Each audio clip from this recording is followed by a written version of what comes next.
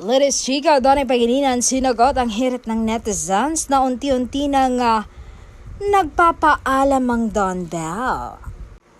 Ayaw lang nilang biglain ang mga Don Bell fans kung ano talaga ang totoo. Kaya't ito ang ginawa nila.